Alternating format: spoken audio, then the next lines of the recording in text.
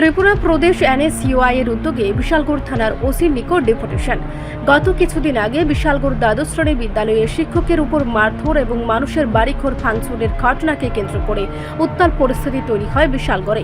এ নিয়ে বুধবার দুপুরে ত্রিপুরা প্রদেশ এনএসইউআই কর্মীরা বিশালগড় থানার ওসি বিজয় দাসের নিকট এক ডেপুটেশন প্রদান করেন।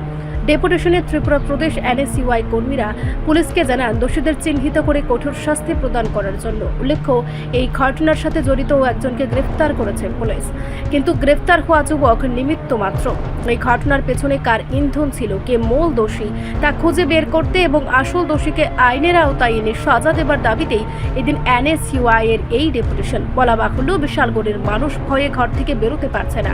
কিছুদিনের জন্য নামকা ওয়াস্তে শান্তি বিরাজ করলেও পুনরায় অশান্ত হয়ে পড়ে এই বিশালগড়। বিগত 2 বছরে এই আতঙ্ক আরও বেশি মাথাচাড়া দিয়ে উঠেছে বিশালগড়ে। এই সন্ত্রাসের পেছনে আসল মাস্টার মাইন্ড কারা, সেটাই খুঁজে বের করার দাবি এই ডেপুটেশন দিয়েছে কংগ্রেসের ছাত্র যুবরা। এদিন স্মারক প্রদান শেষে এনএসইউআই এর নেতৃত্ব আমির হোসেন আরও বলেন, আজকে আমরা ত্রিপুরা প্রদেশ এনএসইউআই এর পক্ষ থেকে এই বিশালগড় জেলা এনএসইউআই এর উদ্যোগে বিশালগড় থানার যিনি বড়বাবু বিজয়বাবুর সঙ্গে আমরা এখানে দেখা করতে এসেছি এবং এটা ডেপুটেশনে মিলিত হয়েছি। আপনারা জানেন যে বিগত 2 দিন আগে এই বিশালগড়ের মহকুমা হাসপাতালের সামনে বিশালগড় দ্বাদশ শ্রেণী বিদ্যালয়ের একজন স্বনামধন্য শিক্ষক, ওনার উপর শাসক দল আশ্রিত কিছু সমাজদ্রোহী প্রাণঘাতী আক্রমণ করে। প্রথমে ওনাকে বাইকের ধাক্কায় খুন করার চেষ্টা হয়। পরবর্তী সময় শিক্ষক মহাশয় যখন বাইকের ধাক্কায় মাটিতে লুটিয়ে পড়েন, ওনার উপর বেধড়ক মারধর করা হয়। উনি অত্যন্ত আহত হয়েছেন, গভীরভাবে আহত হয়েছেন। আপনারা জানেন এই বিশালগড় হচ্ছে বিশালগড় মহকুমার রাজধানী। বিশালগড়ের মানুষ শান্তি, সম্প্রীতি এবং সৌহার্দ্য প্রেমী। কিন্তু আমরা দেখেছি গত 2018 সালের পর থেকে এই বিশালগড়ের মধ্যে ক্রমাগতভাবে একটা সন্ত্রাসী কার্যকলাপ মাথাচাড়া দিয়ে উঠেছে। 2023 সালের পর থেকে তার প্রকোপ শতগুণ বৃদ্ধি পেয়েছে। শুধুমাত্র দাদাদের এলাকা দখলের যেই লড়াই, শাসক দলের গোষ্ঠীকুন্দলের লড়াইয়ের ফলে বর্তমানে এই বিশালগড়ের শিক্ষক সমাজ, ছাত্র সমাজ, সুশীল এবং বুদ্ধিজীবী সমাজ, পাশাপাশি সাধারণ মানুষ আজ আতঙ্কিত, ভয়ে তারা ত্রস্ত। এক নীরব ভয়াবহতা বিরাজমান বিশালগড়ের মধ্যে।